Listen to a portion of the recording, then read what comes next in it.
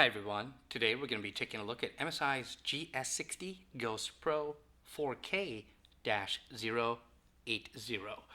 The big thing about this is the screen. It's a 15.6 inch 4K resolution IPS glossy type screen. For the rest of the hardware, it's a i7-4710HQ, which is a 2.5 to 3.5 gigahertz processor. Now that is integrated onto the motherboard, so it cannot be removed or upgraded. The GPU is NVIDIA's GTX 970M. That's with 3 gigs of onboard memory, and that's GDDR5. For the RAM, we're looking at 16 gigs, 1600 megahertz. That is the max amount of RAM it will support. There are just two RAM slots in there. For your hardware, it comes pre-installed with one 128 gigabyte mSATA SSD. There are a total of 2 mSATA slots on there, and they are upgradable. So the stock 128 gigabyte can be removed, and currently the largest one offered is 512 gigabytes. There's also a regular hard disk drive on there. It's 1 terabyte, 7200 RPM. There's no optical drive. For the wireless card, we're looking at Bigfoot's N1525. That does have the new AC support. Windows 8.1's pre-installed on there. For our warranty, we're looking at 2 years US Canada, covers parts and labor, and 1 year accidental damage protection. That does have to be registered within 30 days of its ship date to get that. For global warranty, it's 1 year global, parts and labor with no accidental damage protection. For our dimensions, we're looking at 15.35 width, 10.47 depth, and a thickness of 0.78 inches. Weighing in at 4.2 pounds, and that is including the battery. Let's just take a look at the logo on the back. You'll see it's MSI's Dragon badge there. It is a backlit one, so I'm going to turn off the light so you can see that a little bit better.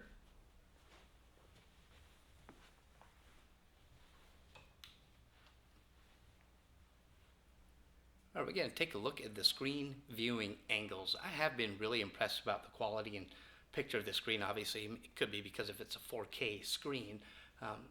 If you watch much of our other videos, you'll notice this one is a little bit different of a background than I normally use. I just wanted to find something that was a little bit higher resolution. So we got it dead on here, and really what we're going to look for is if the colors wash out. So I'm going to spin it off to the left hand side, and I'll do it pretty slowly so we can kind of keep an eye on those colors. Viewing angles, any type of washout. So really nothing, no washout or loss of colors as we go that way. Let's go off to the right. And if anything, we might just be losing the focus on there as it comes closer. But for colors, really nice colors there. Spin that back off to the right. I'll pull it down towards us, and after that I'll lean it back. So just pulling it forward. The colors are looking great still.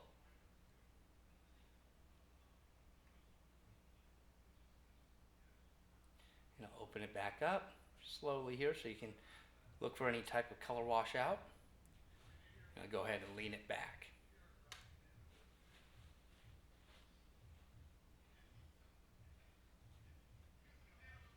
And that's about as far as it's going to lean back there, so I'll move that around a little bit.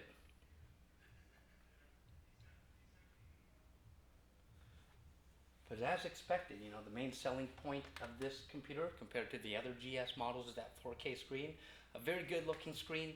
Now one thing I will want to mention on it, it is a 48 Hertz max refresh rate on there. You typically see about a 60 Hertz, but these models are 48 Hertz, so a little bit slower than ideal. I haven't noticed anything, and if you're going to be pressing anything at 4K, it's going to be really tough to be running any games at 48 frames per second currently with the hardware anyway.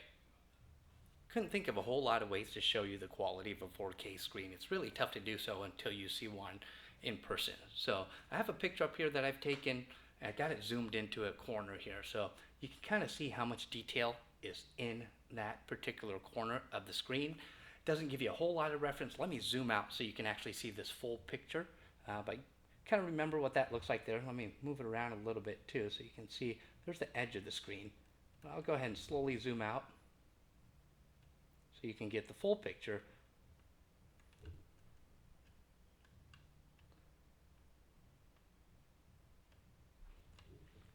and it's right there. So kind of tough to really show you in person, or excuse me, on camera. It's just something you got to see in person to really appreciate. We'll have a look at the keyboard. As you can see, it is backlit. It is zoned as well and programmable, which you can do with the built-in SteelSeries engine. Speaking of SteelSeries, that is who makes the keyboard, so it should be a very solid keyboard there.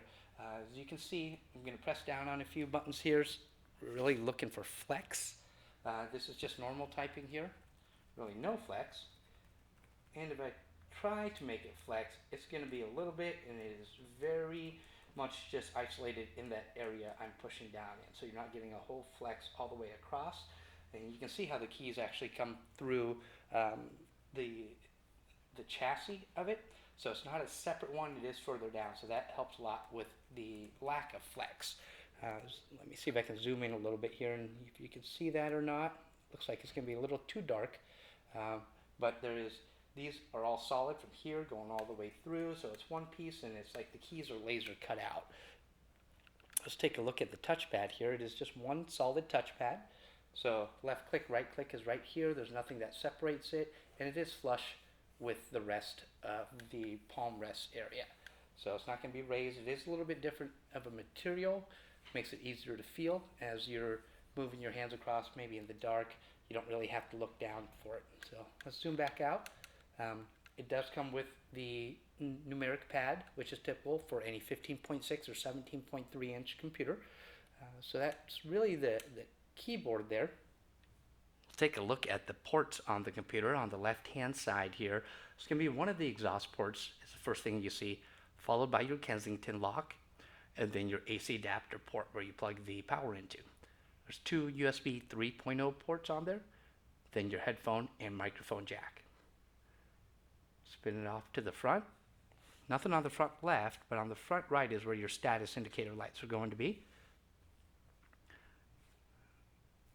And we'll come back and take a look at those when I can get it zoomed in a little bit better and show you what each one of those are. So we'll continue off, going off to the right. You'll see the very first left one is going to be your USB 3.0 port, followed by your memory card reader, HDMI port, mini display port, Ethernet, and then your second exhaust port on the right hand side. Take a look on the back of it here. You'll see another vent on the left and another one on the right there. And that'll just end us right back over to the left hand side where we started. So that is your ports. All right, here's a better view of the status indicator lights. We'll go starting from the left-hand side. That's your sleep indicator, so you know the computer's in sleep mode, followed by your hard drive activity light, so any read-write time, that's going to blink at you. Number lock, then caps lock, Bluetooth indicator, your Wi-Fi indicator, and then that one lets you know if your AC adapter is plugged in. So it looks like a battery, but it's more of a power indicator. The AC adapter is not plugged in right now, so as you can see, that's not lit up. We're going to take a look at the boot time of the computer. Again, this is a 128 gigabyte mSATA SSD. I have my phone set up over here, so what I'll do, I'll hit start and power button at the same time, and I'll do my best to stop it once we get to the desktop. So we'll go 3, 2, 1, go.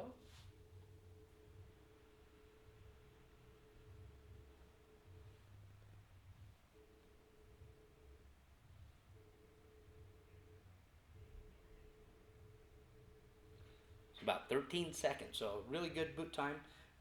As mentioned earlier, this does have an additional mSATA slot, so if you're looking for even faster read-write times, you can add a second one of those and put it into RAID 0.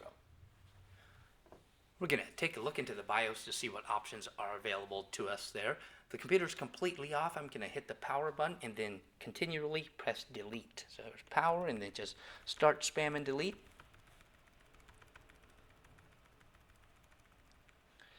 And then we're into the BIOS. So on the main page, we have our system date and time. We can take a look into the SATA information there to show you what drives are installed. So there's your mSATA drive, and then the hard disk drive, and then the empty mSATA slot. system information, your BIOS version, EC version, CPU, RAM, things like that. The advanced tab, PCI, latency timer, SATA mode selection. If you were going to put in that second mSATA drive, you'll want to set that at RAID. Otherwise, a single one's AHCI. You can enable or disable the Intel SpeedStep technology, the iCharger, the ERP Lot 3 support, and we have our BIOS update and USB configuration on there. So it's really just like this legacy support and BIOS USB 3.0 support. You'll see the other options there too. Got our boot menu. You can enable or disable the number key being on or off, fast boot, boot mode selection, and then your boot orders.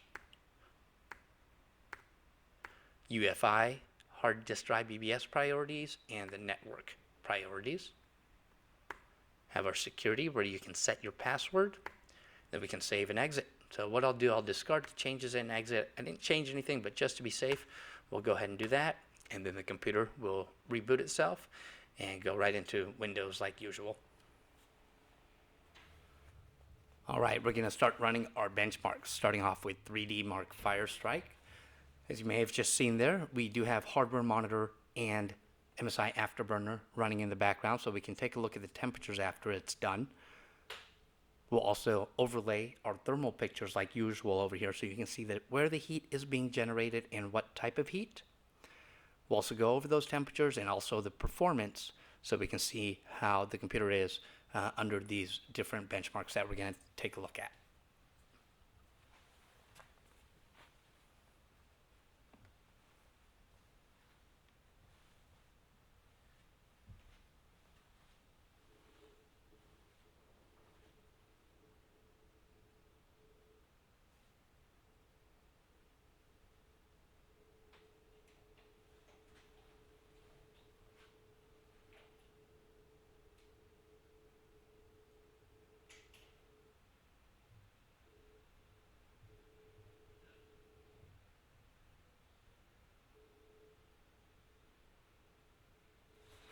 Okay, we got 3D Mark Firestrike all finished up. This is with the GTX 970M. You can see the score here, 6,554. Graphics score, 7,477. Physics score, 9,146. And a combined score, 2,788. We pull up hardware monitor so we can take a look at the temps. This would be the CPU temps anyway. And pretty low for a chassis this thin. You see lower 70s, so we're seeing 71 up to 75, but low numbers for the GPU that's in here, and again with a really thin chassis for portability. Let's take a look at the GPU with MSI Afterburner, and we're seeing 80. I don't think you can see that very good.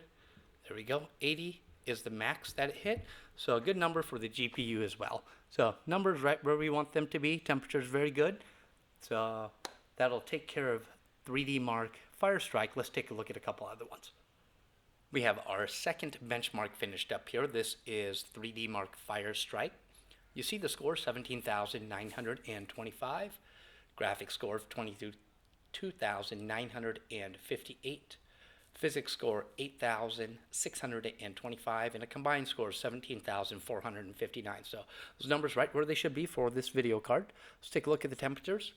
We got hardware monitor showing our CPU temps, 79 to 81, so lower 80s. Very respectable for the chassis here. Very thin chassis, so good to see those numbers there. And then MSI Afterburner showing us our GPU temperatures. Let me try to zoom in on this for you. It is showing 83. Hopefully you can see that all right. There we go, 83. So good numbers all the way around. We'll run one more, which will be 3D Mark 11, and see where those numbers gets us. 3D Mark 11 is the last benchmark we're going to take a look at. So you see the score here is P9313. Got a graphics score of 10,151, physics score 7,542, and a combined score 7,354. Take a look at the CPU temps here. And there you go, lower 70s, anywhere from 71 to 74. And we'll find MSI Afterburner here. Take a look at the GPU temps. Pretty low there. I'm seeing about 72 is what I see. So a very low number for GPU temps. The rest of the numbers exactly where we want them to be. So that's going to finish up our benchmarks. We'll take a look at the read-write speeds of the mSATA drive in there, since it is something much quicker than a hard disk drive. This is just that single drive. As you can see, sequential read speeds up to 513 megabytes per second, write 472 megabytes per second.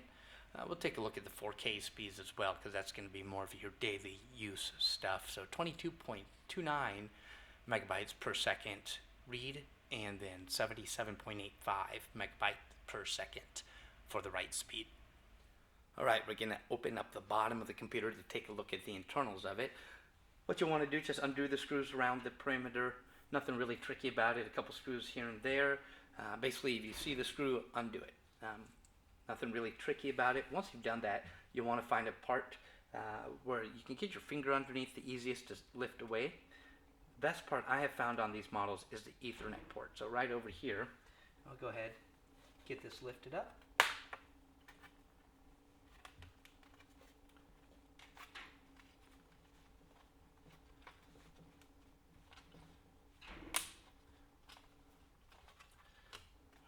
Obviously be a little careful there not to bend anything, but the back is going to have to be lifted up and away. Once you have, there you go. So this is the back of it facing this way. So we're going to start off, you'll see obviously this big area here, that's your battery. Here's where the hard drive goes, so that's your 2.5-inch internal hard drive. Got one of the speakers on this side here, a matching one on the other side.